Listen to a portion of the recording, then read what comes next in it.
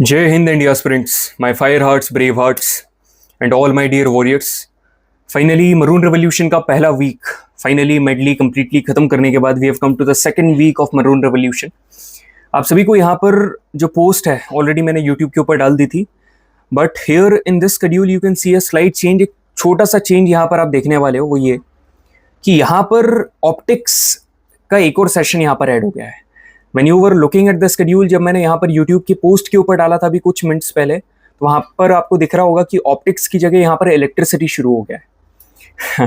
तो from my side I was trying कि यार एक ही सेशन में हम क्या करते हैं कि ये वाला जो आज का सेशन है, जो कि 14 अक्टूबर ट्यूसडे 8 PM को अभी चल रहा है, इसमें अपन क्या करते हैं पूरा ऑप्टिक्स खत्म कर देते हैं।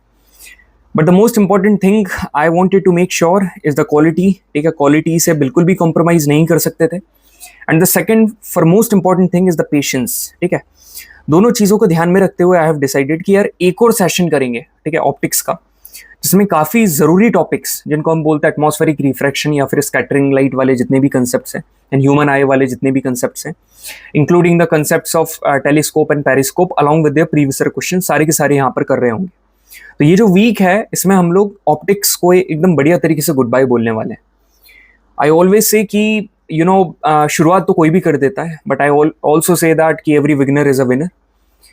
And one more thing I always say कि शुरुआत करना आसान है बट खत्म करना थोड़ा चैलेंजिंग है। But the one who and it in a very good manner, the one who finishes it of in his style, that means ये जितनी भी चीज़ें हैं वो समझ रहा है कि इसकी वैल्यू क्या है। तो यही मैं आपसे कहना चाह रहा हूँ कि यहाँ पर ये वाले सेशन में हम जो करने वाले हैं, it is going to be a very good end for optics. और ऑप्टिक्स आप काफ़ी बढ़िया तरीके से कंप्लीट करने वाले हैं and you are going to secure 4 to 5 marks for ND exam right from here. यदि आप सीडीएस की तैयारी कर रहे हैं तब भी आप ये वाले सेशन को देख सकते हो, काफ़ी ज़्यादा आपको हेल्प मिलेगी। बाकी सीडीएस की फिजिक्स का लेवल इतना हाई तो जाता नहीं है, but still you can do that. ठीक है, तो यहाँ पर आज के ये वाले सेशन में बहुत वाइड वैरायटी के क्वेश्चन हम लोग प्रीवियस ईयर क्वेश्चन सॉल्व करने वाले हैं। ऐसा नहीं कि सिर्फ सॉल्व करेंगे, आप सभी को पता है बेसिक से हम लोग सारी चीज़ें कर रहे हैं। जितनी भी ये क्वेश्चंस आप सभी को दिख रहे हैं ना, ये सारे हम लोग यहाँ पर सॉल्व करने वाले हैं। ये जितने भी आपको क्वेश्चंस ये दिख रहे हैं, we all are going to solve. But the most important thing here that we need to keep in mind is that कि हमने लास्ट में क्या पढ़ा था। एक हल्का सा क्विक रिकैप दे देता हूँ। हमने शुरुआत यहाँ पर करी थी रिफ्रैक्शन ऑफ लाइट से। ठीक है, लाइट का रिफ्रैक्शन से हमने स्टार्टिंग करी थी। लाइट के रिफ्रैक्शन के बारे में थोड़ा सा मैं बता देता हूँ कि लाइट का रिफ्रैक्शन मतलब कि बेंडिंग ऑफ द लाइट, जब वो एक मीडियम से दूसरे मीडियम में पास करती है।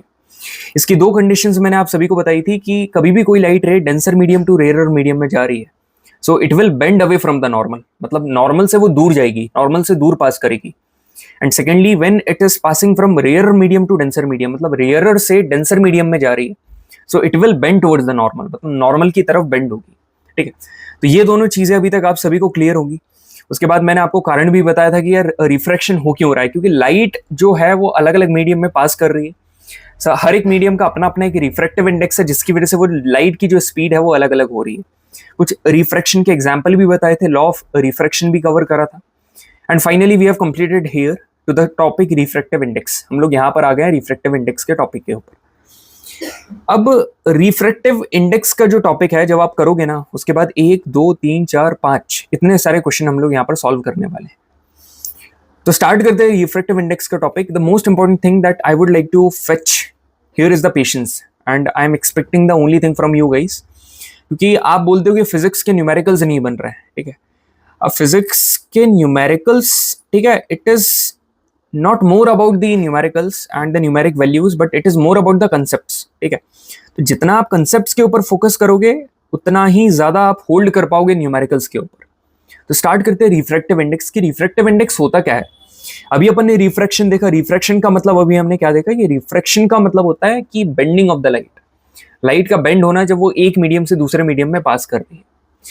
मगर किस एक्सटेंट पर होना, ठीक है, किस एक्सटेंट पर ये सारी चीजें हो रही हैं, ये जो बेंडिंग हो रही है, ये जो डेविएशन हो रहा है, इसके जो एक्सटेंट को हम लोग क्या बोलते हैं, इसके एक्सटेंट को कहा जाता है रिफ्रैक्टिव इंडेक्स। ठीक है, इसको हम लोग बोलते हैं रिफ्रैक्टिव इंडेक्स। और रिफ्रैक्टिव इंडेक्स काय का होता है? एक मीडियम का होता है। जैसे मैंने बोल दिया कि इसका रिफ्रैक्टिव इंडेक्स बहुत ज्यादा है, सबसे ज्यादा यहाँ पर लिख दे रहा हूं कि जो डायमंड है, ठीक है, ये जो डायमंड है इसका सबसे हाईएस्ट रिफ्रैक्टिव इंडेक्स होता है, सबसे ज्यादा रिफ्रैक्टिव इंडेक्स डायमंड का होता है, दैट इज 2.42। रिफ्रैक्टिव इंडेक्स की कोई ऐसा यूनिट नहीं है, बस ये आप रिफ्रैक्टिव इंडेक्स ऐसे दिमाग में रखो कि जिसकी ऑप्टिकल डेंसिटी ज्यादा, मतलब एक ऐसा पार्टिकल जिसमें काफी, जो कि काफी डेंस है, उसको हम बोलेंगे कि उसकी रिफ्रैक्टिव इंडेक्स काफी ज्यादा है। यदि आपको एग्जाम्पल के तौर पर बताऊं, एक होता है एयर, हवा, और यहां पर दूसरे में है ग्लास। तो आप दोनों को कंपेयर करोगे, refractive index of glass is far greater than air. ठीक है, ग्लास का जो रिफ्रैक्टिव इंडेक्स है वो एयर से कई गुना ज्यादा है। क्यों? क्योंकि इसकी जो ऑप्टिकल डेंसिटी है वो ज्यादा है, इसकी जो ऑप्टिकल डेंसिटी है वो ज्यादा है। यार ऑप्टिकल डेंसिटी और रिफ्रैक्टिव इंडेक्स दोनों के दोनों ही सेम होते हैं। Optical density and refractive index both are same terms. तो यहाँ पर ये और ये दोनों की दोनों सेम टर्म्स है। तो चलिए आपको समझ में आ गया कि अच्छा होता क्या है। तो यहाँ पर लाइन रीड करते हैं कि refractive index is the extent of the change. ठीक है, it is the extent of the change in direction that takes place in a given pair of media is expressed in terms of refractive index. इसका मतलब क्या है कि जो direction में change आ रहा है, ठीक है, उसका एक्सटेंट, मतलब जो डायरेक्शन में चेंज आ रहा है ना, एक लाइट रे जब एक मीडियम से दूसरे मीडियम में जा रही है, मतलब ये दो मीडियम है, एक मीडियम ये, एक मीडियम ये, तो ये मीडियम का प्लूरल क्या हो जाता है? मीडिया हो जाता है। तो इसका क्या बन रहा है? पेयर बन रहा है। तो हम ये बोल सकते हैं कि pair of media.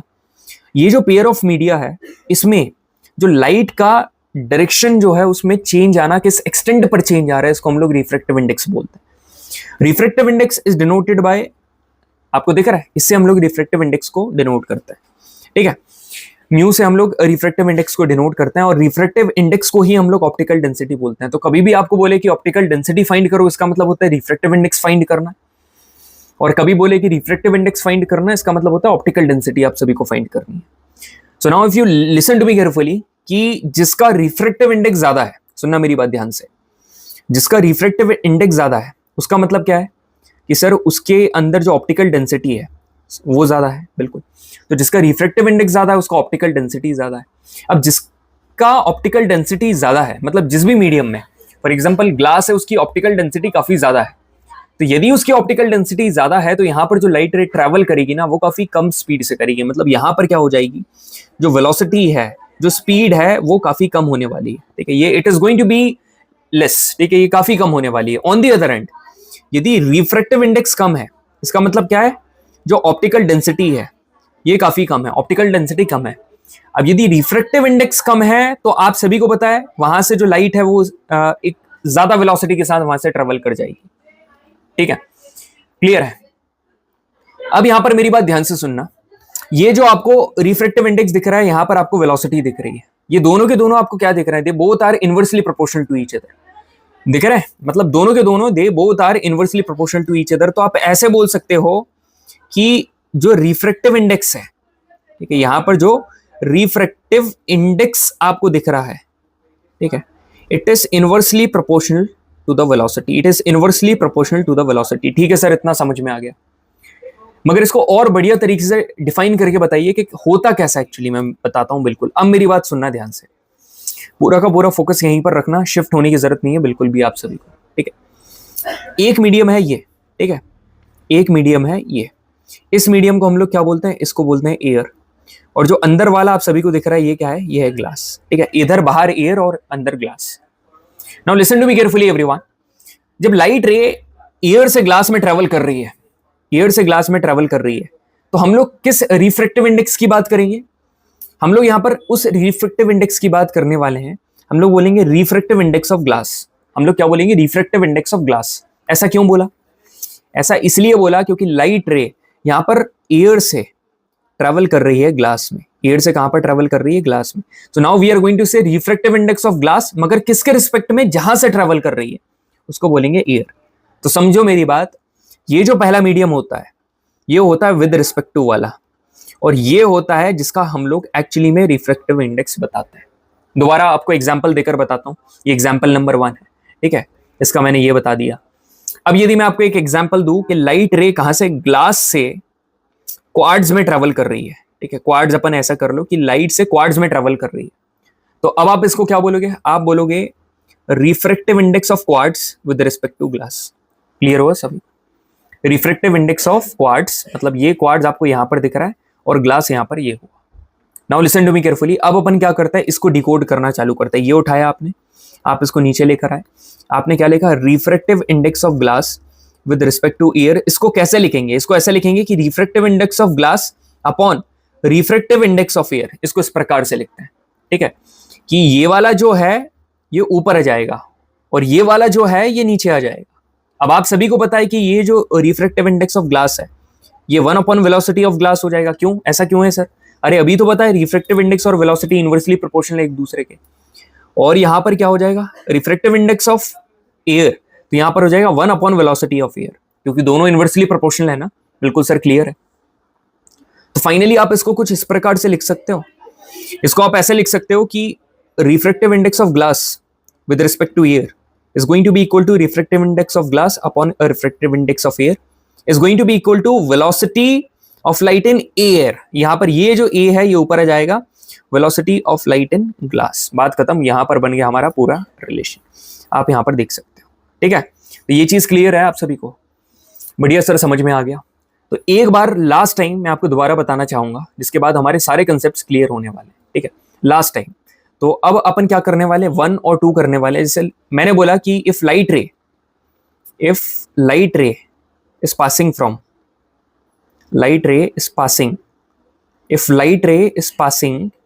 From medium 1 to medium 2, ठीक है, मीडियम 1 से मीडियम 2 में ट्रेवल कर रही है, तो इसको आप पता कैसे, आंख बंद करके कैसे लिख देना, refractive index of medium 2 with respect to 1 is equal to refractive index of medium 2 upon refractive index in 1 is equal to velocity of light in 1 upon velocity of light in 2। ठीक है, ये हमारा फाइनल सेट बन के तैयार हो चुका है। क्लियर है सभी को? बिल्कुल सर, क्लियर है, ठीक है। अब अपन सवाल के ऊपर आते हैं, बढ़िया सवाल लगाते हैं, ठीक है। एक बात मैं आप सभी से कहना चाहूंगा यार, जब ये इस प्रकार का जो कंटेंट है, ठीक है, इस प्रकार का कंटेंट जब YouTube के ऊपर आता है ना, ऑनेस्टली बता रहा हूँ, तो क्या होता है, जो बहुत सारे लोग हैं ना वो छोड़कर भाग जाते हैं। इसका रीजन पता क्या रहता है? झेला नहीं जाता है ना।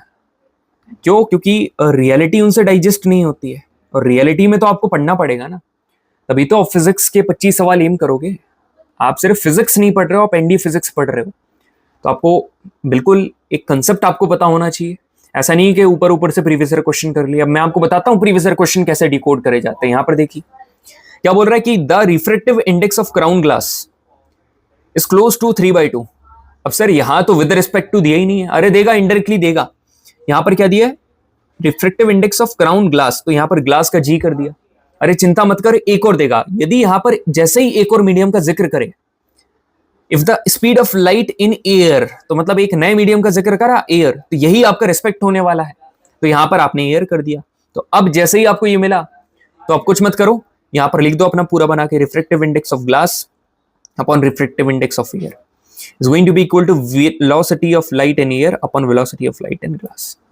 तो अब हमको गिवन क्या क्या है पहले वो देखो, कि refractive index of crown glass, ठीक है, विद रिस्पेक्ट टू वाला ये गिवन नहीं है। हमको क्या गिवन है, क्राउन ग्लास का रिफ्रैक्टिव इंडेक्स गिवन है। तो आपको ये चीज गिवन है, refractive index of crown glass कितना गिवन है, 3/2। ठीक है sir. If the speed of light in air is c, मतलब एयर मतलब VA, आपको VA दिया है कितना, c। अब क्या बोल रहा है कि यदि ऐसा है, then the speed of light in crown, ठीक है, speed of light in crown कितना होगा, speed of light in crown. तो क्राउन का ग्लास मतलब कि ये पूछ रहा है आपसे, यही चीज तो आपसे पूछना चाह रहा है। चलो तो करते हैं सॉल्व। तो रिफ्रैक्टिव इंडेक्स ऑफ ग्लास आपको कितना दिया है, आपको ये दे रखा है 3/2, ठीक है, तो आपने लगाया 3/2। रिफ्रैक्टिव इंडेक्स ऑफ एयर कभी भी आपसे पूछे ना, तो ये होता है 1। याद रखना मेरी बात, एयर का रिफ्रैक्टिव इंडेक्स हमेशा 1 होता है। तो ये डिकोडिंग वाला क्वेश्चन था कि refractive index of air always 1, तो आपने 1 लगा दिया यहाँ पर, इज इक्वल टू, अब 1 कहाँ लगाया, अरे लगाओ या मत लगाओ बात एक ही है। अब velocity of light in air is c, अब आपको क्या चाहिए, g, तो ये चाहिए। तो इसका तो कोई मतलब नहीं है, आपने नीचे 1 लगाया है। तो फाइनली आपका आंसर क्या आ जाएगा, इसको उधर लेकर चले जाओ, Vg is equal to 2/3 c आ जाएगा। तो ये कहाँ पर है, option number C is correct. समझ में आया सभी? मतलब यहां पर टोटली डिकोड करने वाली चीजें क्या थी, कि पहले तो सर इस प्रकार से बनाकर लिखो। अब ये देखना कि हमें गिवन क्या क्या है। तो गिवन क्या है, ये चीज हमें गिवन नहीं है, ये कैसे पता चला, क्योंकि यहां पर विद रिस्पेक्ट टू नहीं लिखा था। ठीक है सर, ये गिवन नहीं है, हमको ये चीज गिवन है, ठीक है, हमको ये चीज गिवन है, हमको ये चीज गिवन है, ये दोनों चीजें हमको गिवन है। मगर गिवन हमको इनडायरेक्टली क्या था, रिफ्रैक्टिव इंडेक्स ऑफ एयर। तो ये चीज हमेशा याद रखना कि refractive index of air has to be 1। Clear है?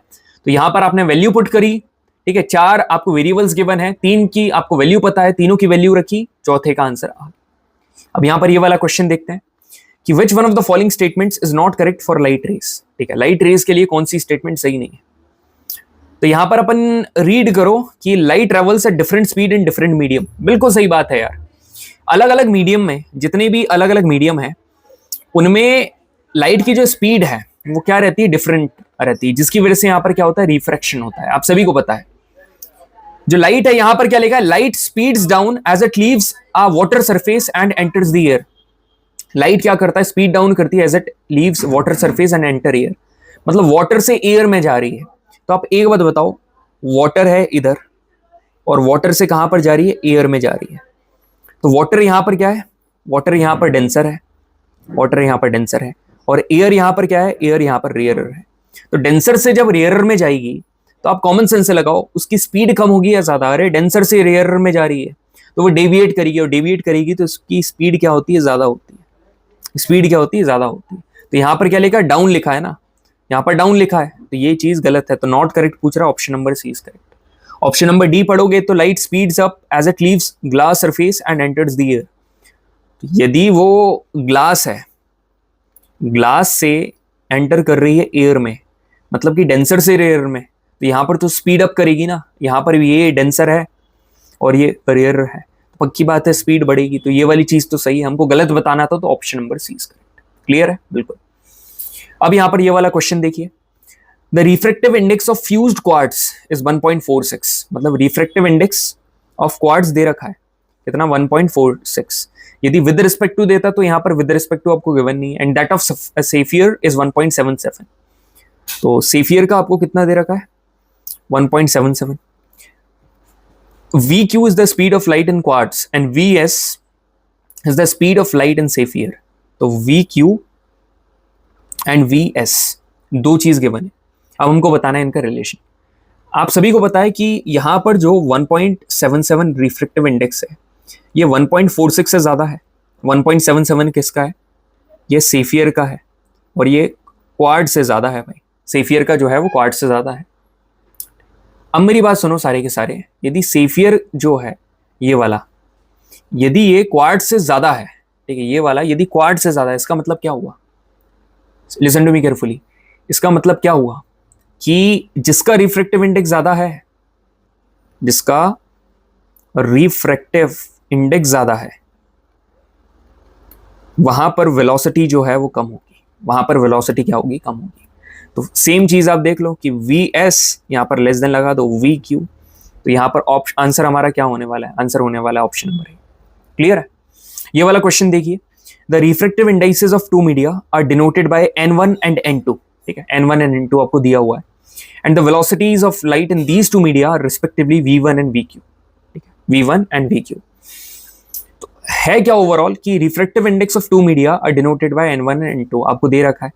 तो आप सभी को पता है ऐसा होना चाहिए कि N1 जो है ये रिफ्रैक्टिव इंडेक्स है, ठीक है, और रिफ्रैक्टिव इंडेक्स 2 क्या है, N2 दे रखा है। वेलोसिटी 1 क्या है, V1 है इसकी, और इसकी क्या है, V2 है। इतना आप सभी को पता चल गया। तो मेरी बात सुनना, ये कैसा होता है, आप सभी को इसका रिलेशन तो पता ही है कि μ1 upon μ2 is equal to V2 upon V1, मतलब ऐसा हो जाता है, आप सभी को पता है ये बात। तो यहां पर μ1 कितना है सर, N1 है, हमको जो पता है पहले वो लोग, यहां पर N2 है, यहां पर कितना हो जाएगा, V2 अपॉन V1, ऐसा हो जाएगा, ये आ गया। अब आपको क्या पता है कि N2 अपॉन N1 इज 1.5, ये गिवन है, मगर हमको तो N1 अपॉन N2 है, तो इसको उल्टा कर दो। इसको उल्टा करोगे तो कैसा देखेगा, N2 upon N1 is equal to V1 upon V2। इसकी वैल्यू आपको दी रखी है कितनी, 1.5, तो 1.5 is equal to V1 upon V2। ठीक है, तो जब आप देखोगे 1.5 टाइम्स क्या हो जाएगा, V2। तो यहां पर V2 जो V1 है इज 1.5 टाइम्स ऑफ V2, ये जो V2 है इसके 1.5 गुना है।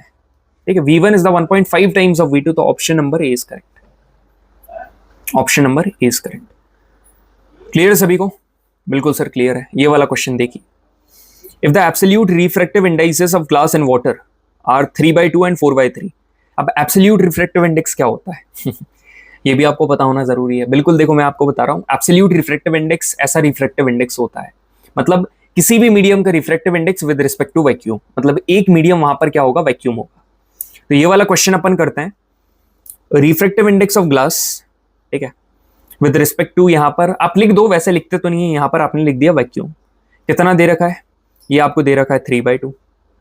यहां पर लिखो रिफ्रैक्टिव इंडेक्स ऑफ, ठीक है, refractive index of water. Upon vacuum को सी कंसिडर कर लें? बिल्कुल सर, नहीं, कुछ भी कर लो, वैक्यूम को अपन पी कर लेते हैं, ठीक है, पी कर लिया। यहां पर कितना हो जाएगा, 4/3। इसका डायरेक्ट फॉर्मूला भी होता है, मगर मैं आपको कंसेप्चुअल तरीका बता रहा हूं। अब क्या बोल रहा है आपसे कि what will be the ratio of the velocity of light in glass and water. अच्छा, मतलब ग्लास और वाटर का आपको वेलोसिटी का रेशियो बताना है कि यहाँ पर लाइट रे की वेलोसिटी का रेशियो कितना होगा। तो देखिए, एकदम साधारण तरीका जो अपने को पता है, इसको अपन क्या लिखेंगे, refractive index of glass upon refractive index of, ये वाला नीचे आ जाएगा, क्या हो जाएगा, वैक्यूम। इसको कैसे लिखेंगे, refractive index of water upon refractive index of vacuum. ठीक है, आपने कुछ भी नहीं करा, आप कुछ मत करो, दोनों इक्वेशन को क्या कर दो, डिवाइड कर दो। डिवाइड करा, अब सर दिमाग में कैसे आया कि डिवाइड करना, क्योंकि मेरे को ये दोनों ना सेम दिखे, ये दोनों सेम दिखे मेरे को, और जब मेरे को ये दोनों सेम दिखे तो मैंने क्या करा, इन दोनों को काट दिया। ठीक है, और मैं तो डिवाइड कर रहा हूं, तो क्या हो जाएगा, 3/2 मल्टीप्लाई बाई ये रेसिप्रोकल हो जाएगा, ये हो जाएगा 3/4। ये ऊपर चला जाएगा तो कितना हो जाएगा, G upon refractive index of water. तो कितना आ गया, ये आ जाएगा हमारा 9/8। 9/8 तो लगा दे 9/8 आंसर, मगर 9/8 तो ऑप्शन में ही नहीं है। मैं आपको एक बात बताऊं, ये हमारा क्या आया, अभी हमने क्या फाइंड करा, ये। ठीक है, तो आप एक बात बताओ, refractive index of glass upon refractive index of water किसके बराबर होगा। सर वेलोसिटी लिख दो यहाँ पर, मगर जस्ट इसका ऑपोजिट आ जाएगा, यहाँ ग्लास है तो यहाँ वाटर, तो यहाँ वाटर है तो यहाँ पर ग्लास। तो हमको रेशियो काय का चाहिए था, ये हमारा 9/8, हमको रेशियो काय का चाहिए, हमको रेशियो चाहिए ग्लास एंड वाटर का। यहाँ पर तो वाटर एंड ग्लास का गिवन है। ठीक है, तो ग्लास रेशियो वाटर कितना हो जाएगा, जस्ट इसका उल्टा कर दे यार, 8/9। बस ऑप्शन नंबर डी इसका क्लियर है। दम था कि नहीं सवाल में, और सवाल को सॉल्व करने के तरीके में। ठीक है, क्लियर है, बढ़िया। थोड़ा हेडेक है, ठीक है, इसलिए ज्यादा हंसी मजाक रुकी हुई है, तो लोड मत लेना आप ज्यादा, डोंट वरी। ठीक है, everything will be all right from the next session. चलो, नेक्स्ट सेशन से सब कुछ होगा, गाना भी सुनाया जाएगा। ये चीज अभी जो मैंने आप सभी को बताई, ये वही है जो यहाँ पर लिखी हुई है। सुनिए मेरी बात, refractive index of air is minimum. ठीक है, एयर का जो रिफ्रैक्टिव इंडेक्स है वो मिनिमम है, और डायमंड का मैक्सिमम है।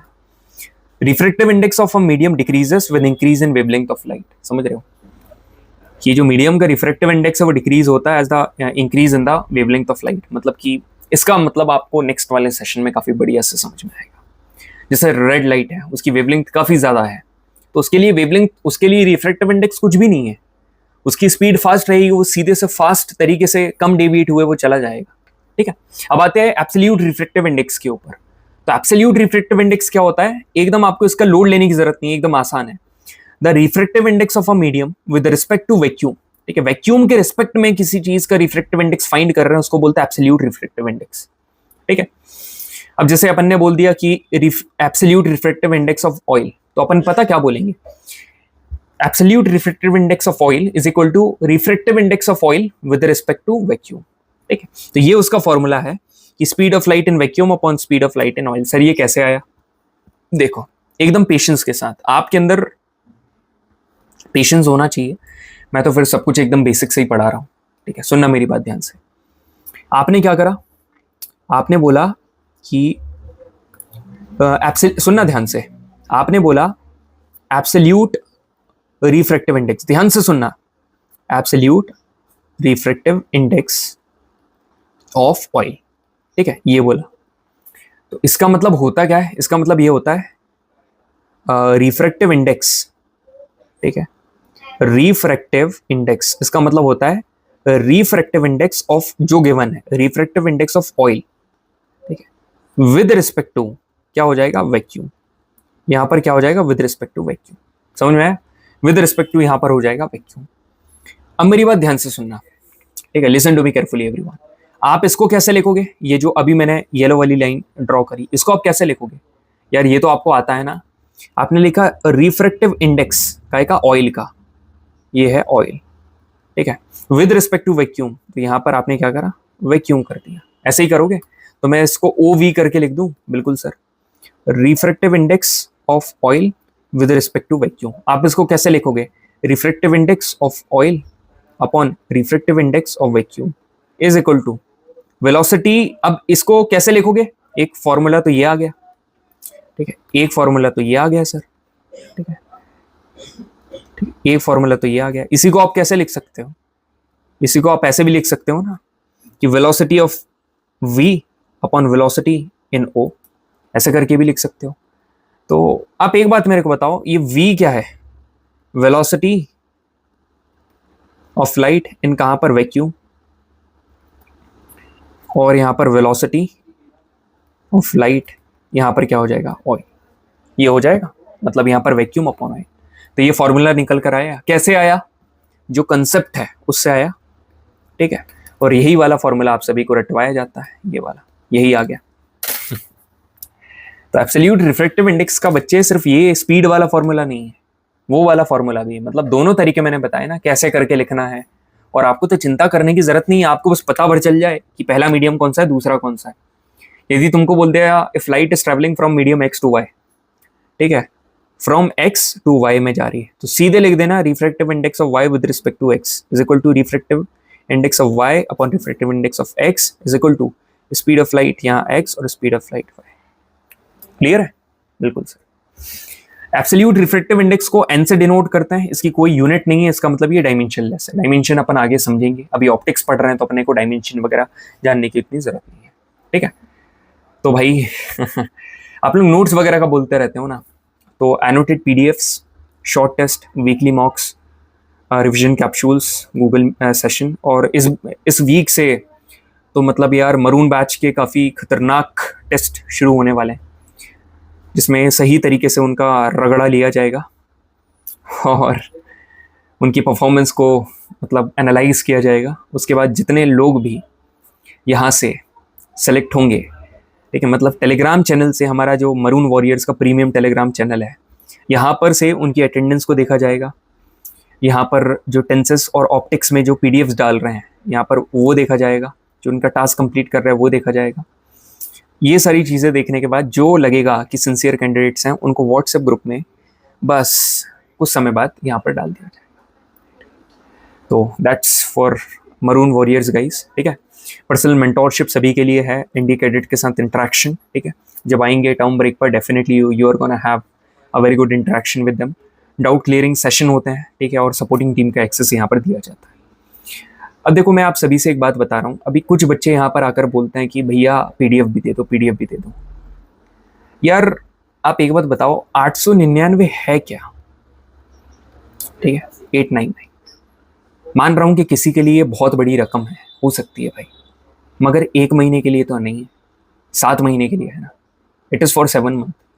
जो बाकी के बच्चे जो हमारे हैं यहाँ वाले, जो मरून वॉरियर्स वाले, यार इन लोगों ने तो ये पैसा दिया है ना यार, उनके पेरेंट्स ने भी ये जो पैसे हैं मेहनत से अर्न कर रहे हैं, तो ये फिर उनके साथ गलत हो जाएगा ना यदि ये पीडीएफ मैंने यहाँ पर शेयर, ठीक है। जिसको पढ़ना होता है ना भाई, एक बात बता रहा हूँ, यदि आपको फाइनेंशियल प्रॉब्लम है ना भाई, तो मेहनत कर, तेरे को फ्री में मैं सेशन तो दे रहा हूँ। अभी कोई यूट्यूब पर सेशन बता दे, मेरे को बता दे कोई जीएटी में, अभी आ जाएंगे 1-2 महीने बाद, 1-2 महीने बाद भी नहीं, दिसंबर में आ जाएंगे फ्री कोर्स बांटने, मैराथन लगाने, वही आपको पसंद आता है। यदि मैं करवा रहा हूँ तो आप समझो यहाँ से नहीं, यदि पीडीएफ है तो नॉर्मली आप नोट डाउन कर लो, मगर यदि आपको करना है तो यार one of the best investment पता क्या होता है, इन्वेस्टमेंट ऑन योर करियर। ये जो बच्चे हैं ना, इन लोगों के साथ अभी मैं सही बता रहा हूँ, इनके सिर्फ डाउट क्लियर करें मैंने, टेस्ट तो अब खतरनाक तरीके से शुरू होने वाले हैं। अभी पिछले 1 वीक में हमने क्यों नहीं करे पता है, क्योंकि बच्चे वहाँ पर अंदर एनरोलमेंट ले रहे थे ताकि नए वाले बच्चों को दिक्कत ना जाए। ये बच्चों को एक अंदर से मेरे को महसूस होता है कि दे फील द अश्योरेंस, ठीक है। ये जो बैच वाले बच्चे हैं ना, दे फील द अश्योरेंस कि यार कोई हमारे साथ खड़ा है, हमारा बड़ा भाई है, ठीक है, पीछे हमको गाइड करने के लिए, हम अकेले नहीं है।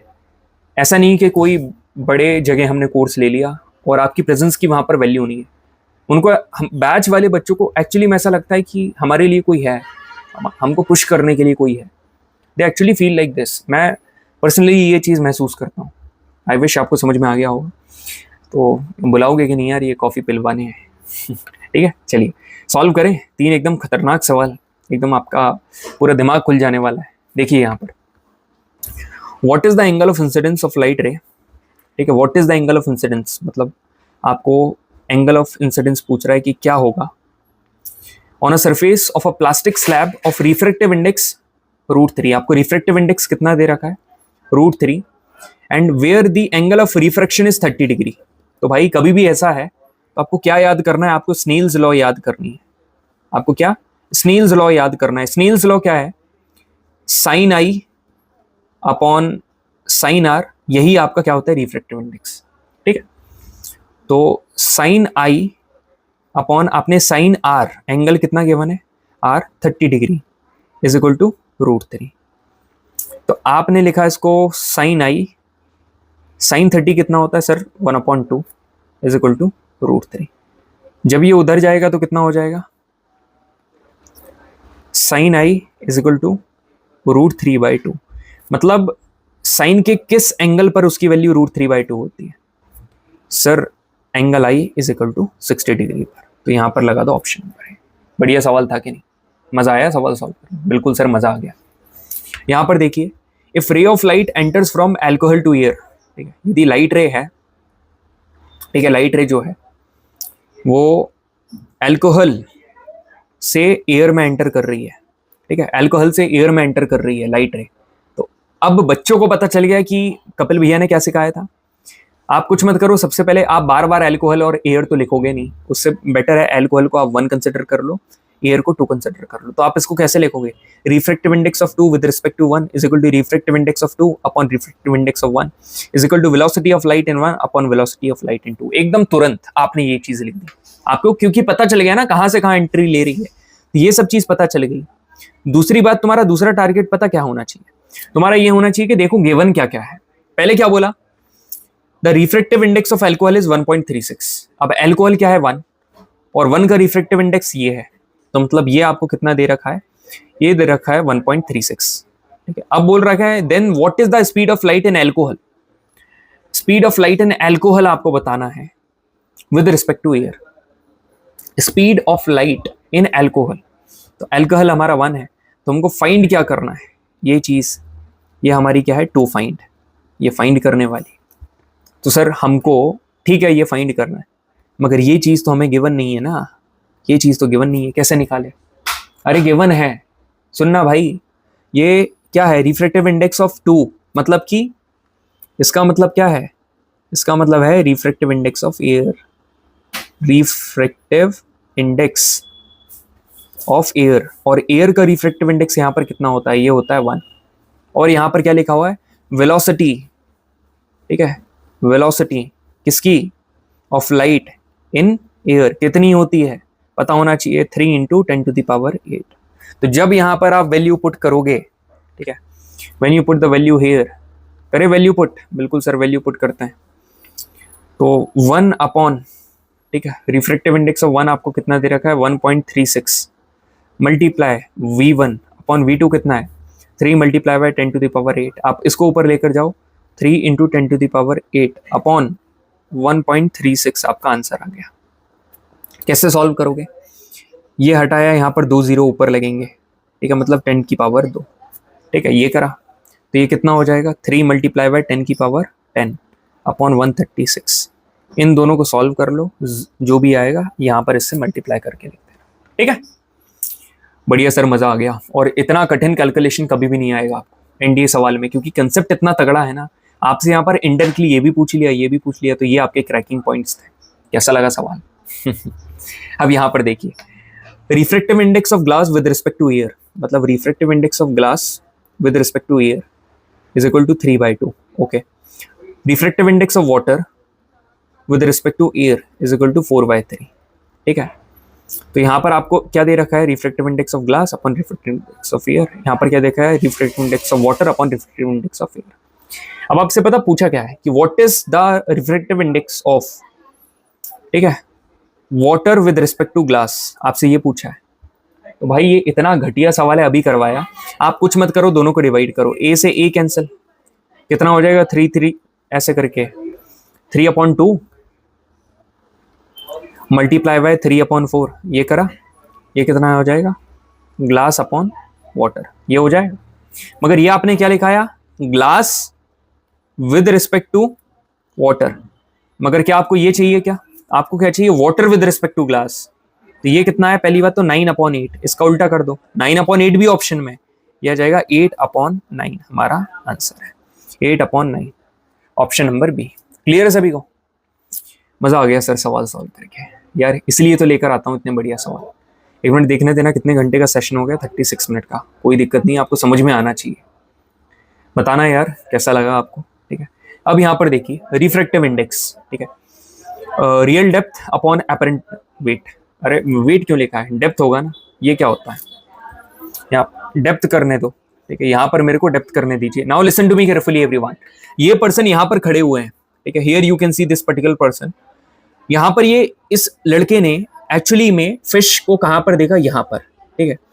तो एक्चुअली में इसकी एक्चुअल गहराई कितनी है, इतनी है एक्चुअल गहराई, मगर ये जो फिश है ये इसको थोड़ा ऊपर नजर आ रही है, तो ये इसकी एपरेंट गहराई है, मतलब एपरेंट डेप्थ है। तो रिफ्रैक्टिव इंडेक्स क्या होता है, real depth upon apparent depth, ठीक है, real depth upon apparent depth, ये दोनों होता है, real depth upon apparent depth, ये निकाल लिया आपने। तो बस ऐसे कभी भी आपको बोले कि कोई एक पर्सन है, वो ऊपर से he is staring at the fish which is swimming in a pond, its actual depth is 30 meter but it is 10 meters above its actual। तो आप कितना करोगे, 30/12, 30/20, क्योंकि 10 मीटर ऊपर है ना। समझ में आया? क्लियर है सभी को? बिल्कुल सर।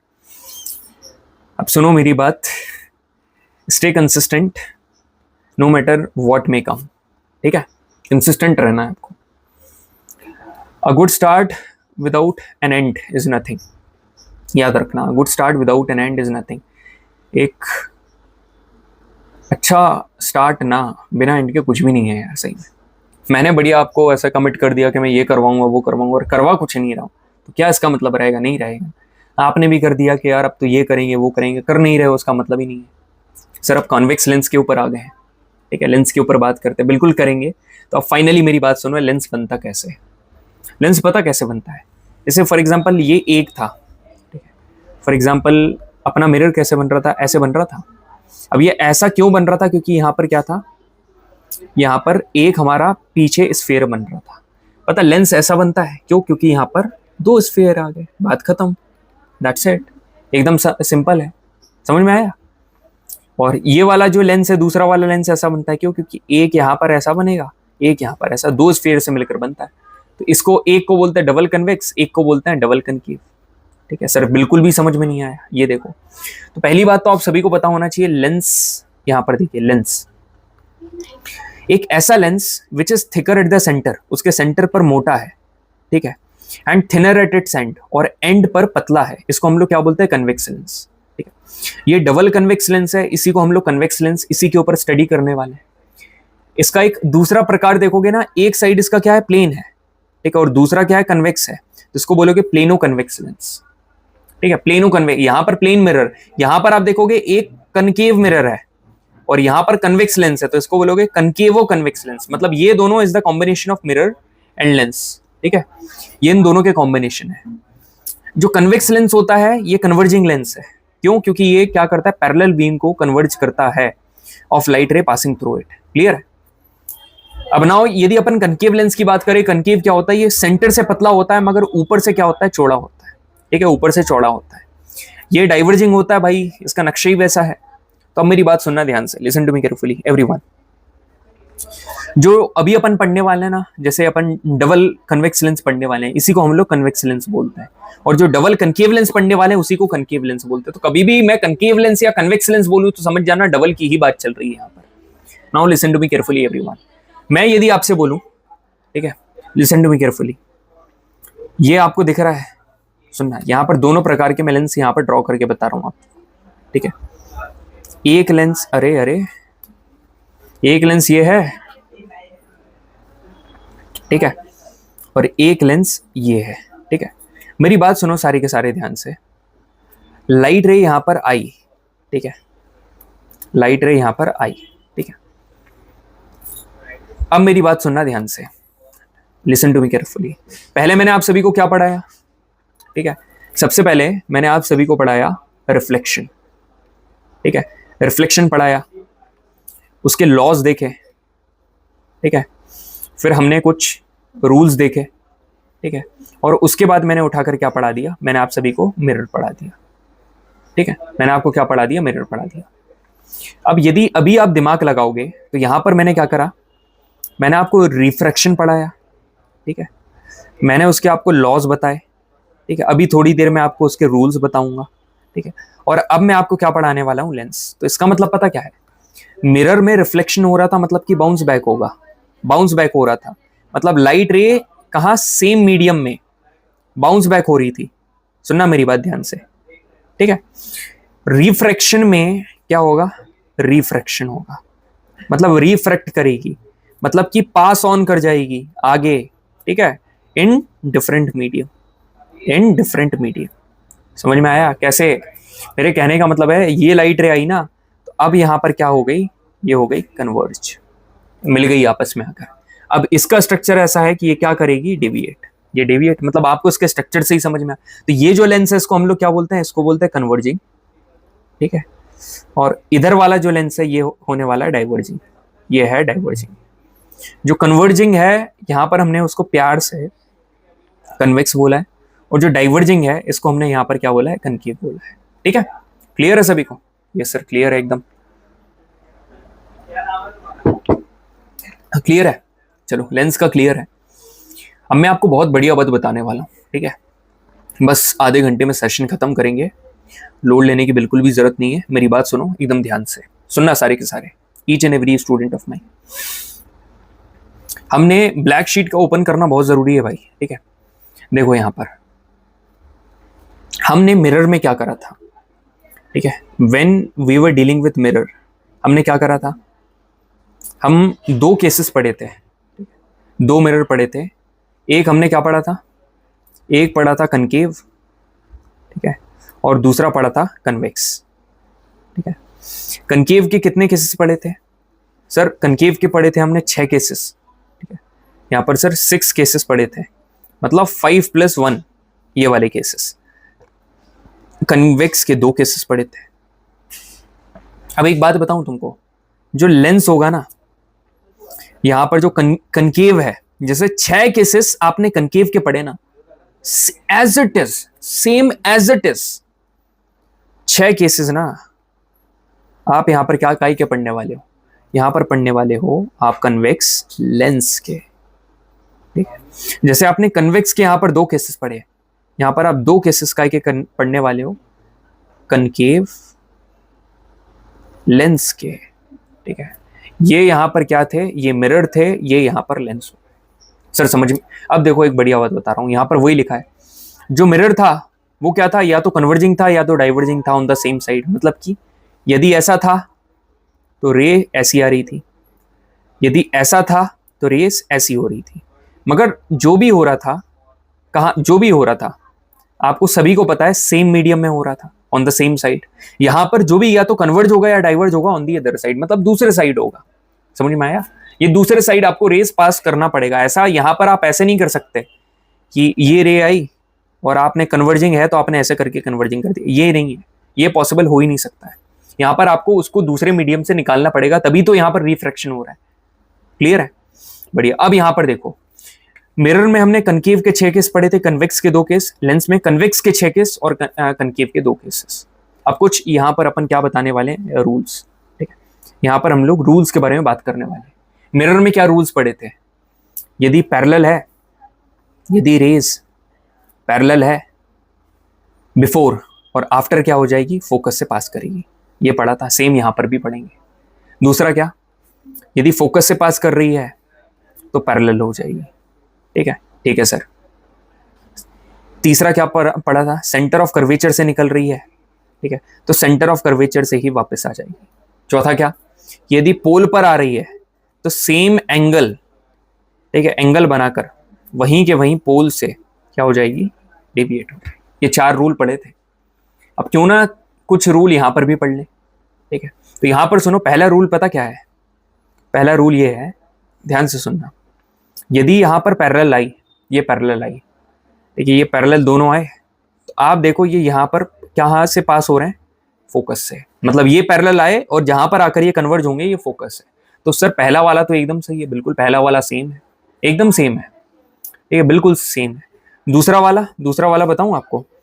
दूसरा वाला ये है कि दूसरा वाला सुनना मेरी बात ध्यान से, कि सेम ये है लेंस, यदि फोकस से पास हुई तो ये क्या हो जाएगी, ये पैरेलल होगी। दूसरा वाला भी सेम है सर, मतलब यहां पर पैरेलल है तो फोकस से पास होगी, फोकस है तो पैरेलल हो जाएगी।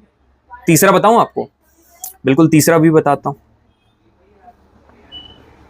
ठीक है, सुनना यहां पर ध्यान से। तीसरा यह है कि यदि सेंटर ऑफ कर्वेचर, ठीक है, यहां पर सेंटर ऑफ कर्वेचर नहीं होगा, यहां पर क्या होगा, ऑप्टिक। यदि ऑप्टिक से निकली तो वो सीधी की सीधी निकल जाएगी, ठीक है, ऑप्टिक से निकली तो वो सीधी की सीधी निकल जाएगी। तो बस ये 3 है, 3 केस है यहाँ पर। पैरेलल है तो फोकस से, फोकस है तो पैरेलल, और ऑप्टिक मतलब पोल जैसे होता है ना, कि यहाँ पर सेंटर ऑफ कर्वेचर नहीं। अपन ने पढ़ा था ना, जैसे ये है, ये यहाँ पर लाइट रे आई तो क्या होती, ऐसे करके निकल जाती। सेम यहाँ पर मगर क्या होगा, यहाँ पर ऐसा होगा कि यदि ये यहाँ आई तो ये सीधे निकल जाएगी, सीधे। बस ये फर्क है, यहाँ पर मिरर था, ठीक है, यहाँ पर क्या है, लेंस है। क्लियर है सभी को? एकदम क्लियर है? बिल्कुल सर क्लियर है, मजा आ गया, बढ़िया सर। अब मेरी बात सुनो सारे के सारे, अब ये जितने भी है ना, ये सारे क्वेश्चंस अपन लोग करने वाले हैं, मगर पहले अपन को इमेज फॉर्मेशन करना पड़ेगा। तो एक बात मैं आप सभी को कहना चाहूंगा, सुनना मेरी बात ध्यान से, listen to me carefully everyone, ठीक है। कभी भी आप सुनना, यदि आप कनकेव मिरर के 6 केसेस आपको आते हैं तो they are similar to convex lens के 6 केस, एकदम सिमिलर है। कैसे बताऊं आपको? सुनना मेरी बात ध्यान से। कनकेव मिरर कैसा बनता है सर? कनकेव मिरर, ये सेंटर ऑफ कर्वेचर, ये फोकस, ये पोल, ठीक है। ऑब्जेक्ट कहां कहां पर था? ऑब्जेक्ट था इन्फिनिटी, फिर था बियॉन्ड सी, फिर था एट सी, फिर था सी एंड एफ के बीच में, फिर था एट एफ, फोकस पर था, और फिर कहां पर था, फोकस एंड पोल के बीच में। ऐसा था। इमेज जब कहां पर बन रही थी, इन्फिनिटी पर था तो फोकस पे, बियॉन्ड सी था तो सी एंड एफ के बीच में। ये इन दोनों का चलता है ना, कि बियॉन्ड सी है तो सी एंड एफ के बीच में, और सी एंड एफ के बीच में है तो बियॉन्ड सी, ठीक है, ये बियॉन्ड सी। एट सी है तो सी पर ही बनेगी, ठीक है, फोकस पे है तो इन्फिनिटी पर, एंड फोकस और पोल के बीच में है तो यहां पर क्या बनेगा, बिहाइंड द मिरर।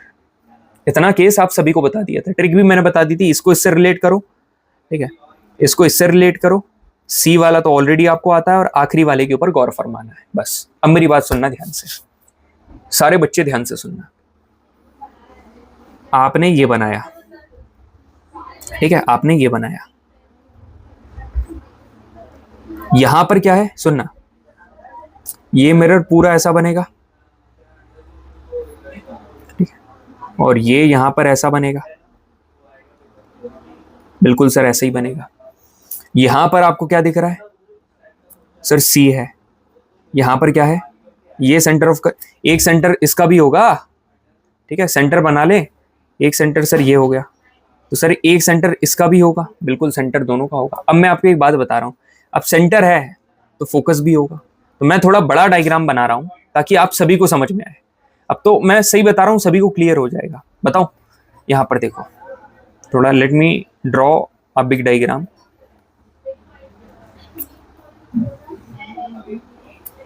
अरे सही से बन जा भाई।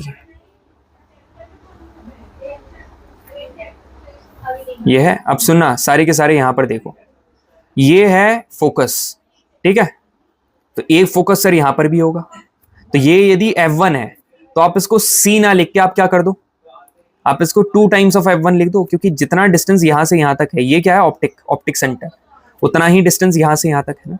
ये यदि F2 है तो आप इसको क्या कर दो, इसको यहां पर 2F2 कर दो, बात खत्म, ये हो गया।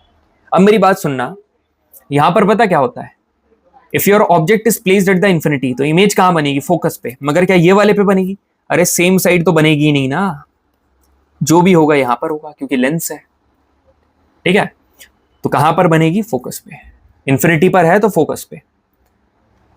अब यदि बियॉन्ड 2f1 है, ठीक है, बियॉन्ड यदि 2f1 है, ठीक है, तो इमेज कहां बनेगी? आप सभी को पता है, यदि अपन ने बियॉन्ड सी यदि ऑब्जेक्ट रखा है तो इमेज कहां बनती थी? Between C and F. तो यहां पर बिटवीन सी एंड एफ क्या हो जाएगा? सी हमारा 2f1 है और एफ क्या है? f2 है, तो यहां पर आपकी इमेज बन जाएगी। समझे? यदि आपने 2f1 पर ऑब्जेक्ट रख दिया, मतलब सी के ऊपर रख दिया, 2f1 मतलब सी, तो कहां पर? सी पर ही बनेगी। मगर कोई 2f1 थोड़ा ना होगा, ये क्या हो जाएगा? 2f2। बस f2 से आपको उधर शिफ्ट। यदि आपका ऑब्जेक्ट यहां पर रखा है, ये यहां पर, मतलब 2f1 और f1 के बीच में, तो इमेज कहां बनेगी? Beyond 2f1। तो आप 2f1 मत करना, क्या कर देना? बियॉन्ड 2f2 कर देना। यदि f1 के ऊपर है तो इंफिनिटी पर बनेगी। यहां अब सुनना, लास्ट वाला केस बहुत जरूरी है, ठीक है। पहले तो अपन शुरू के केसेस देख लेते हैं, उसके बाद मैं आप सभी को लास्ट समझाऊंगा। सुनना, एक केस में काफी बढ़िया तरीके से बताता हूं, ठीक है।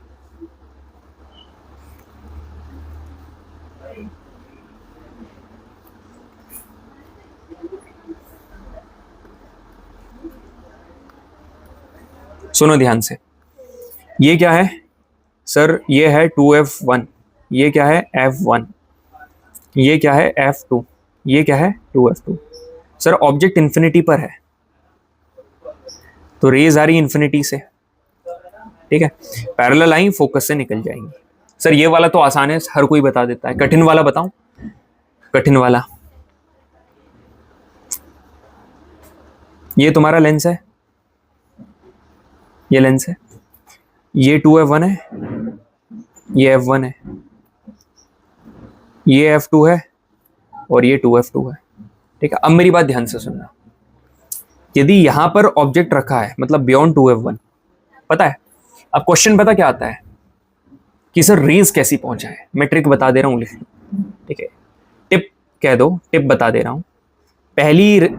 पहली भेजना पैरेलल, ठीक है, और दूसरी भेज देना ऑप्टिक सेंटर से। बस बस, पहली पैरेलल भेजी तो कहां से निकलेगी? फोकस से निकाल दें, ये फोकस से निकाल दी, ये फोकस से निकाल, और दूसरी ये ऑप्टिक सेंटर है,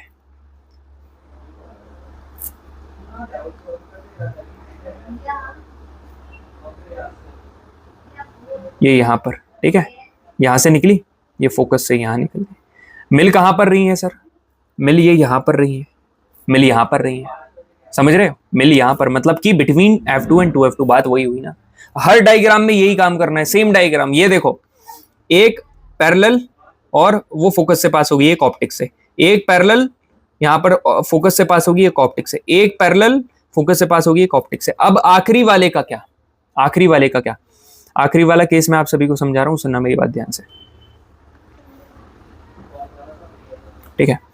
आखिरी वाला केस ऐसा है, जैसा कि ये है आपका 2f1, ये है f1, ठीक है, ये है f2 और ये है 2f2। ऑब्जेक्ट तुम्हारा यहां पर रखा है, आपने पैरेलल भेजी, ठीक है, तो ये फोकस से पास हो गई, आपने ऑप्टिक से भेजी, ठीक है। अरे भिच्चा भाई, ठीक है। तो आप देखो, ये और ये कभी जीवन में मिलने वाली नहीं है, और चाहते तो अपन डेविएट कर देते, कभी भी नहीं मिलेंगी। तो आप क्या करोगे? आप इनको पीछे ऐसे ले जाके, ठीक है, मिला दोगे, ये यहां पर जाकर मिलेंगी और सेम साइड में यहां पर क्या बनेगा? इमेज बनेगी। अब एक बात मैं आप सभी को बताऊं, सुनना ध्यान से, ठीक है। मिरर में सेम साइड यदि बन रही थी ना, ठीक है, तो वो क्या थी पता है? ऑब्जेक्ट जहां पर रखा है तो वो था रियल वर्ल्ड था। मगर लेंस में यदि सेम साइड बन रही है ना, तो वो पता क्या है? वो है वर्चुअल। आप नहीं मानो तो यहां पर देख लो, ये सेम साइड यहां पर बनी, तो ये क्या है? Virtual direct magnet. Sir size का क्या वही होगा जो आपने कन्वेक्स वो कनकेव मिरर में बताया? एकदम वैसा ही होगा। अब देखो यहां पर ये वाला देख लो, कनकेव का देख लो, या आपने इसको ऐसा रखा है, ये रखा है। पहले आप क्या करो? पैरेलल भेजो, तो ये क्या करेगा? डेविएट करेगा, ठीक है, यहाँ पर पैरेलल भेजा, डेविएट करा, पीछे मिलाओगे तो यहाँ पर फोकस पे आकर मिलेगा। ठीक है, तो यहाँ पर आपने क्या बोला, जो इमेज बन रही है वो पॉइंट साइज बन रही है और सेम साइड मतलब कि virtual and direct and highly diminish बन रही है। यहाँ पर आपने पैरेलल भेजी, ठीक है, तो ये क्या हुई, डेविएट हुई। दूसरी आपने क्या, वही मेरे कहने पर आपने ऑप्टिक से भेज दी, तो आप मिल नहीं रही है, मगर आपने जब इसको बैकवर्ड एक्सटेंड करा तो ये यहाँ पर मिलते हुए दिखाई दे रही है, तब भी virtual and direct and diminish बनी। तो आप रिलेट कर पा रहे हो दोनों को? बिल्कुल सर कर पा रहे हैं। तो बढ़िया यार, आखिरी टॉपिक बस बचा हुआ है, तो एक क्वेश्चन लगाते हैं बढ़िया तरीके से। ऊपर एक का तो क्वेश्चन छूटा था कन्वेक्स का, ये देखिए, a pencil is placed upright at a distance of 10 centimetre from a convex lens,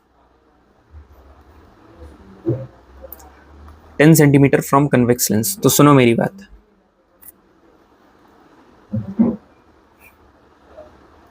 ten centimetre, तो यहां पर क्या है, F1, यहां पर 2F1, यहां पर F2, यहां पर हम लोग F2 बना देते हैं, ये है F2 और यहां पर है 2F2। ठीक है, हमने कहां पर रखा, अब इसकी फोकल लेंथ कितनी बोल रहा है, 15, तो ये यहां 15 होगा, यहां 30 होगा। ऑब्जेक्ट कहां रखा, 10 पे रखा, तो 10 पे रखा मतलब यहां रखा। तो अब आप एक बात बताओ मेरे को यदि आपको पता चल गया ऑब्जेक्ट यदि यहां है तो इमेज कहां बनेगी? सर इमेज बनेगी सेम साइड। कैसी होगी, सेम साइड है तो वर्चुअल, क्योंकि ये लेंस है। और कैसी होगी, बड़ी बनेगी, enlarge, virtual erect, virtual erect and magnified, मतलब option number D is correct. समझे? ये ट्रिक मैंने बताई थी ना, कई लोग क्या करेंगे, यहाँ पर फॉर्मूला लगाने लग जाएंगे। ठीक है, जिस फॉर्मूला को हम लोग क्या बोलते हैं, लेंस फॉर्मूला। अभी मैं आपको बताऊंगा, पहले ये वाला क्वेश्चन करो। Which of the following statement regarding lenses is not correct? Convex lens produces both real and virtual image. Convex lens दोनों real and virtual produce करता है, बिल्कुल करता है। Concave lens produces both real and virtual image, गलत। Convex lens can produce small image equal, greater and smaller than the size of the object, बिल्कुल सही है। हमको नॉट करेक्ट बताना है। Concave lens always produces image smaller than the size of the object, ये भी सही है। एक कौन सा अपन ने गलत का सही कर दिया भाई, नॉट करेक्ट पूछ रहा है। तो convex lens produces both real and virtual, बिल्कुल सही है। Concave lens both produces both real and virtual, तो ये गलत है, क्योंकि जो हमारा कनकेव लेंस है ये वाला, ये सिर्फ वर्चुअल ही बनाता है। ठीक है, ओनली वर्चुअल, तो ऑप्शन नंबर 20। तो जिसको लगता है ना कि जिंदगी ये है भाई, वो गलत है, जिंदगी है ये, याद रखना। ये तो इमेजिनेशन है, wake up to the reality.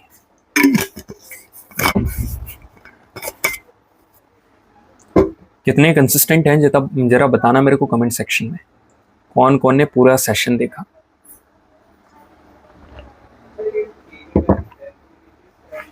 ठीक है, समझ रहे हो कि नहीं? अब लेंस फॉर्मूला करते हैं। ठीक है, लेंस फॉर्मूला क्या होता है, जिस प्रकार से mirror formula focal length, image का डिस्टेंस और ऑब्जेक्ट के डिस्टेंस के बीच का रिलेशन बता रहा था, उसी प्रकार से लेंस फॉर्मूला भी, ठीक है, फोकल लेंथ, इमेज का डिस्टेंस और ऑब्जेक्ट के डिस्टेंस के बीच में रिलेशन बताता है। ठीक है, क्या सर साइन कन्वेंशन सेम है? बिल्कुल, लेंस और मिरर के लिए साइन कन्वेंशन एकदम सेम है, एकदम सेम है। तो एक क्वेश्चन करके देखें। बिल्कुल सर, क्वेश्चन करके देखते हैं। तो क्या बोल रहा है कि एक 5 centimetre tall object is placed perpendicular to the principal axis of convex lens. Okay, तो कन्वेक्स लेंस है भाई, तो कन्वेक्स लेंस बना लो।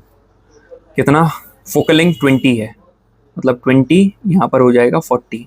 तो कहाँ पर रखा है, 5 centimetre tall object, distance of the object is 30 centimetre, 30 यहाँ पर रखा हुआ है, 30 मतलब यहाँ रखा हुआ है तो यार आधा सवाल तो यहीं सॉल्व हो गया, पोजीशन पता चल गई। यदि ऑब्जेक्ट यहाँ है तो इमेज कहाँ बनेगी, बियॉन्ड सेंटर, मतलब बियॉन्ड 2F2, तो पोजीशन क्या हो जाएगी, बियॉन्ड 2F2। नेचर क्या हो जाएगा, रियल एंड इन्वर्टेड। साइज क्या होगा, उसको निकालने के लिए फिर पूरा फाइंड करना पड़ेगा। साइज वैसे भी बता दो तो बड़ा बनेगा, आप ऐसे नॉर्मली बताना है तो मैग्नीफाइड, मगर न्यूमेरिकली बताना है तो कैसे निकालें सर? न्यूमेरिकली कैसे निकालें बताता हूँ आपको, बढ़िया मस्त 2 सवाल करवाता हूँ, सारी चीजें क्लियर करेंगे। सुनो मेरी बात, तो आपको हाइट ऑफ दी क्या दे रखा है, ऑब्जेक्ट दे रखा है कितना, 5 सेंटीमीटर टॉल है, ओके। कन्वेक्स मिरर है, फोकल लेंथ 20 सेंटीमीटर, तो फोकल लेंथ यदि कनकेव की होती तो माइनस रहता है, केव नेगेटिव थॉट्स, यहाँ पर है 20 centimetre. Distance of the object मतलब यू दे रखा है, यू तो हमेशा नेगेटिव होगा, -30 सेंटीमीटर, तो वी निकालना है, तो 1/f is equal to 1/v, यहां पर हो जाता है -1/u, प्लस नहीं होता है, हमको ये निकालना है, तो 1/f plus 1/u is equal to 1/v, 1/20 यहां पर क्या हो जाएगा, -1/30 इज इक्वल टू 1/v, 60 हो जाएगा, मतलब 3 - 2 is equal to 1/v, clear है? तो कितना हो जाएगा, 1/60 इज इक्वल टू 1/v, तो v कितना आ गया भाई, 60 सेंटीमीटर। तो एक बात बताओ, v यदि पॉजिटिव आ रहा है तो कार्टेशियन प्लेन में पॉजिटिव साइड ये रहता, एक मिनट, फोकल लेंथ 20 है,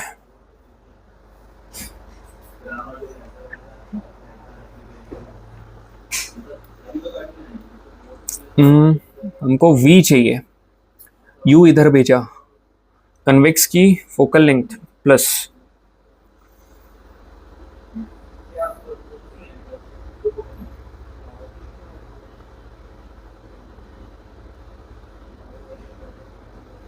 और v तुम्हारा प्लस आ रहा है,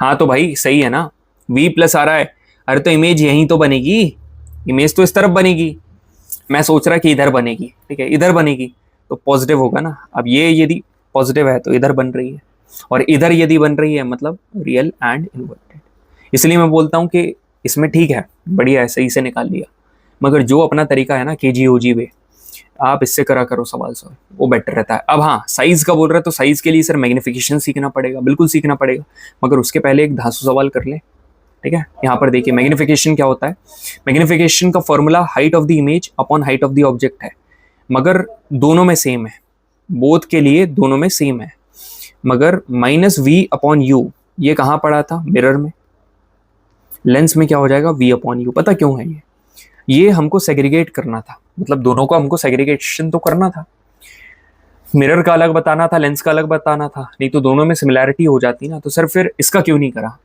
आप सभी को बताया यार, हाइट कैसे नेगेटिव हो सकती है, आप थोड़ा दिमाग लगाओ, मतलब हाइट वाला तो लगभग सेम ही रहेगा ना, हमको तो लेंस, आप एक बात बताओ, चाहे ऑब्जेक्ट को आप लेंस के सामने रखो चाहे ऑब्जेक्ट के सामने रखो, उसकी हाइट तो वही रहने वाली है ना, मगर यदि अपन उसको डिस्टेंस वाइज देखें तो मिरर और लेंस में तो सेग्रीगेशन करना पड़ेगा ना, इसलिए प्लस माइनस वहां पर अलग करना पड़ा। अब मेरी बात ध्यान से सुनना, माइनस है तो real and inverted magnification, plus है तो वर्चुअल एंड डायरेक्ट, जो कि आपको ऑलरेडी पता है, ठीक है, सेम है ये सेम है एज इट इज, ठीक है। तो यदि आपको रियल रिजल्ट चाहिए, तो आपको कहाँ जाना पड़ेगा, केव के अंदर, और केव के अंदर जाओगे तो नेगेटिव थॉट्स, तो एम नेगेटिव मतलब रियल एंड इन्वर्टेड, बस। क्वेश्चन करें, बढ़िया सा करते हैं सर। तो क्वेश्चन क्या है, what is the magnification produced by concave lens of focal length, concave है तो -10 centimetre, when image is formed at a distance of, मतलब v कितना, 5 सेंटीमीटर फ्रॉम द लेंस, बढ़िया। तो अब मेरी बात सुनो, when image is formed, okay,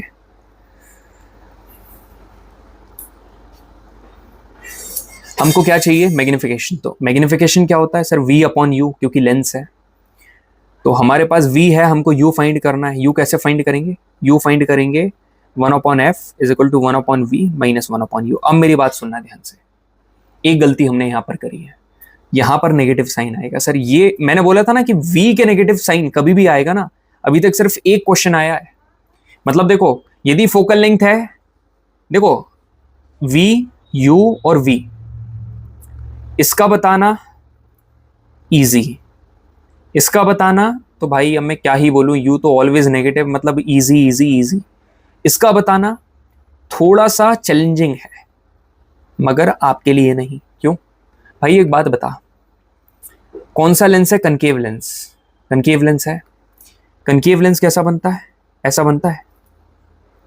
image कहाँ बनेगी हमेशा? सेम साइड बनेगी, मतलब यहीं इसी साइड। और ये वाली साइड कौन सी है? कार्टेशियन की। ये तो नेगेटिव है ना, तो जो इमेज का डिस्टेंस है वो आप यहीं से लोगे तो वो क्या होगा? नेगेटिव होगा, इसलिए नेगेटिव। समझ में आया? तो बस यही है भाई, इसलिए यहीं से बच्चा GAT पढ़ता है। तो यहाँ पर हो गया 1/u is equal to 1/v minus 1/f। तो 1/v कितना हो जाएगा यहाँ पर? -1/5 माइनस 1/-10। तो आप इसको ऐसे लिख दो सीधा, 1/10 माइनस 1/5, ये 10, ये 1 माइनस 2, तो -1/10। ठीक है, तो u इज इक्वल टू -10। तो आ गया ना u माइनस में, यदि वो करते तो u माइनस में नहीं आता। अब आपको क्या करना है? वैल्यू पुट करना है, और क्या? m is equal to v कितना है? -5 अपॉन यहाँ पर -10, ये हटाया कितना हो जाएगा? 1/2 मतलब 0.5, मतलब कि option number C.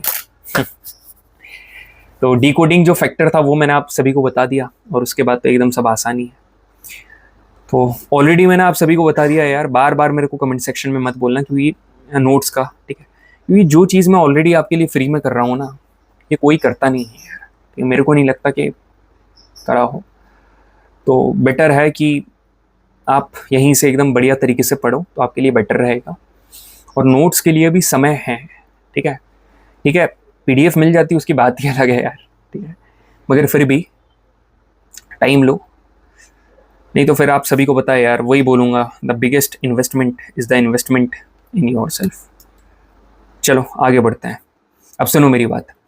If the focal length of convex lens is 50 centimetre, ठीक है, जो कन्वेक्स लेंस की focal length is 50 centimetre, then what it its power. Power क्या है यहाँ पर? क्या बोल रहा है? कॉम्बिनेशन की पावर। अच्छा, यहाँ पर क्या बोल रहा है? पावर बताना है, ठीक है, मतलब पूरा खेल यहाँ पर पावर के इतने सारे क्वेश्चन है। मैं एक बात बताऊं आपको, यहाँ पर पावर आखिरी टॉपिक है, इतना बढ़िया पढ़ाने वाला हूं कि एक सवाल भी नहीं छूटेगा पावर का। पावर होता क्या है यार? देखो, पावर का मतलब पता क्या है? कि एक ऑब्जेक्ट, जो इमेज है, ऑब्जेक्ट के रिस्पेक्ट में किस एक्सटेंड पर बड़ी बन रही है और छोटी बन रही है, उसमें किस पावर के साथ हो रहा है ना, उसको पावर बोलते हैं। और ये डिपेंड करती है फोकल लेंथ के ऊपर। So the ability of eye lens to converge and diverge the light ray, मतलब जो लाइट रेज आ रही है ना, उनको कन्वर्ज और डाइवर्ज करने की जो एबिलिटी है लेंस की, उसको हम लोग पावर बोलते हैं। And it is defined as the reciprocal of the focal length, मतलब power is equal to 1/4 focal length होती है। इसकी SI यूनिट क्या है? डायोप्टर है। अब मैं आपको एक बात बता रहा हूँ, सुनना, जब आपको फोकल लेंथ मीटर में है तो power is equal to 1/f when it is in metre, power is equal to 100/f when it is in centimetre. Convert करने में कोई नहीं, सीधा फॉर्मूला लगाओ। अब आप एक बात बताओ, कनकेव मिरर जो है, कनकेव मिरर होता है, केव नेगेटिव, तो उसकी फोकल लेंथ नेगेटिव होगी, तो उसकी पावर भी नेगेटिव होगी। तो for concave lens power and focal length is going to be negative, for convex lens power and focal length is going to be positive. समझ में आया? ये पॉजिटिव होगा। यदि आपको पावर ऑफ कॉम्बिनेशन निकालना है, तो पावर ऑफ कॉम्बिनेशन क्या होता है? ये सभी का सम कर दो। आपको कॉम्बिनेशन का मैग्निफिकेशन निकालना है, तो मैग्निफिकेशन को प्रोडक्ट कर दो। तो क्वेश्चन सॉल्व करें। बिल्कुल सर। आपको क्या फाइंड करना है? फोकल लेंथ है 50 सेंटीमीटर, आपको काई की कन्वेक्स की दी है, तो प्लस 50 सेंटीमीटर। पावर फाइंड करना है, तो power is equal to 1/f नहीं लेंगे, यहां पर लेंगे 100/f। तो 100/50 is going to be 2 dioptre, ठीक है। तो option number A is correct. दूसरा क्वेश्चन, आपको दो कन्वेक्स लेंस दिए हैं, half focal length 50 centimetre and 25 centimetre. तो कन्वेक्स है मतलब पॉजिटिव है, तो f1 plus 50 centimetre, f2 plus 25 centimetre. दो lenses are placed in contact, the net power of the combination, ठीक है, कॉन्टैक्ट में दोनों हैं, ठीक है, दोनों के बीच में कोई डिस्टेंस नहीं है, तो हमको पावर बताना है कितनी होगी। तो पहले तो इसकी पावर निकालो, पावर 1 कितना हो जाएगा? 100/f1 तो 50 हो जाएगा, P2 100/f2 मतलब 25 हो जाएगा, तो P1 इज इक्वल टू 2, ठीक है, 2D, and P2 is equal to 4D। P1 plus P2 is going to be 6D। यहाँ पर आंसर आ जाएगा प्लस 6D। यहाँ पर option number B is correct. Clear है सभी को? बिल्कुल सर क्लियर है। A lens has power plus 2 dioptre, ठीक है, एक लेंस है, उसकी पावर कितनी है? Plus 2 dioptre. तो यदि प्लस है मतलब कि कन्वेक्स है, और power is equal to 1/f। हाँ सर, अब यदि आपको डायोप्टर दिया है तो फिर कौन सा फॉर्मूला लगाएं? तो वो देख ले यार, मीटर में यदि यहाँ सारे मीटर में है तो ये मीटर वाला लगा दो। तो f इज इक्वल टू कितना हो जाएगा 1/p, ठीक है, जस्ट ऐसा हो जाएगा। तो 1/2 कितना हो जाएगा 0.5। तो आप देख लो ये कन्वेक्स है, मतलब ये, और 0.5, option number C is correct. Clear है? यहाँ पर क्वेश्चन देखो, दो कन्वेक्स लेंस है विद पावर 2 डायोप्टर, ठीक है, दो कन्वेक्स लेंस मतलब पावर 1 2 डायोप्टर, पावर 2 2 डायोप्टर, दोनों को कॉन्टैक्ट में रखा है। अब कंबाइंड फोकल लेंथ बतानी है। कंबाइंड फोकल लेंथ कैसे बताओगे भाई? पहले तो P is equal to P1 plus P2, कितना हो जाएगा 2 + 2 इज इक्वल टू 4D। ये हमारी कंबाइंड पावर आ गई। तो power is equal to 1/f, ये पता है। तो कंबाइंड फोकल लेंथ कितनी हो जाएगी 1/p। आपने क्या करा, पहले कंबाइंड पावर निकाल लिया, कंबाइंड पावर से फोकल लेंथ पर जा रहे हैं। उसके एक और फॉर्मूला होता है, मगर ये आसान है यार, क्यों ही फॉर्मूला याद करना है यार? 1/f is equal to 1/f 1 - 1/f, क्यों ही याद करना है? ये देखो सी कितना हो जाएगा 1/4, और आंसर कितना जाएगा 0.25। क्लियर है? अब सुनो मेरी बात, एक बढ़िया बात बता रहा हूं आप सभी को, ठीक है? यदि, ठीक है, combined focal length of two lenses depends on whether they are in contact or separated by distance। अभी सारे के सारे कांटेक्ट में था तो प्लस बोला, ठीक है, प्लस वहां माइनस बोल दिया मैंने। यदि कांटेक्ट में है तो ये वाला फॉर्मूला, यदि सेपरेटेड बाय डिस्टेंस d है तो ये वाला फॉर्मूला क्या होता है 1/f1 plus 1/f2 minus d है ये, मतलब दोनों के बीच में डिस्टेंस, d/f1 f2।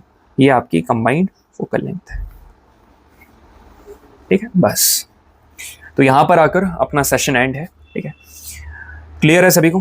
बिल्कुल सर, बताइएगा सेशन कैसा लगा, क्वेश्चन जो लेवल के अपन ने प्रैक्टिस करें कैसा लगा। शुरुआत में मैं कम क्वेश्चन इसलिए प्रैक्टिस करवा रहा था क्योंकि एकदम से क्वेश्चन भर दो ना तो बच्चे के कंसेप्ट क्लियर नहीं होते, और सारे क्वेश्चन काफी कंसेप्चुअल थे, आपके सारे कंसेप्ट क्लियर हो गए।